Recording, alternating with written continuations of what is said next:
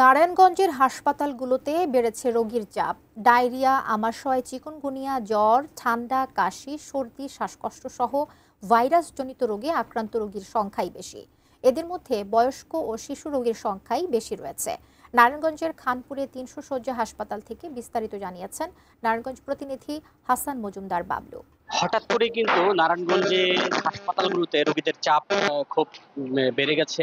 এর মধ্যে কিছু রোগীদের তারা ভর্তি করছেন, আর এছাড়া বাকি যারা রয়েছে তাদেরকে কিন্তু প্রাথমিক চিকিৎসা দিয়ে তাদেরকে ছেড়ে দেওয়া হচ্ছে, তাদেরকে বাড়িতে পাঠিয়ে দেওয়া হচ্ছে। মৌসুমে অর্থাৎ একদিকে রৌদ্র আরেকদিকে বৃষ্টি, দুটো মিলে কিন্তু মৌসুমের যে সিজন রয়েছে সেই সিজনেই কিন্তু রোগীদের একটু ভিড় রয়েছে হাসপাতালগুলোতে।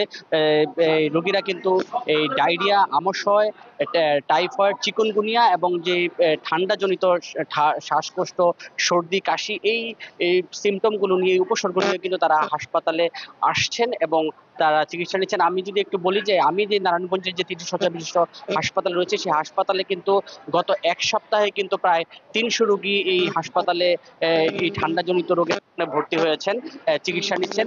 বিশেষজ্ঞ ডাক্তাররা যে পরামর্শ দিচ্ছেন যে এই সময়ে কিন্তু এই ভাইরাসজনিত রোগের কারণে কিন্তু ভাইরাসের কারণে কিন্তু এই সমস্যাগুলো বেশি দেখা দিয়েছে।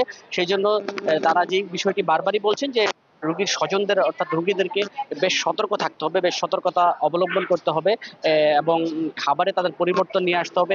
সবকিছু মিলিয়ে যেন সতর্ক থাকে। তো এই ছিল আসলে নারায়ণগঞ্জের হাসপাতাল থেকে আমার কাছে রোগীদের সবশেষ তথ্য।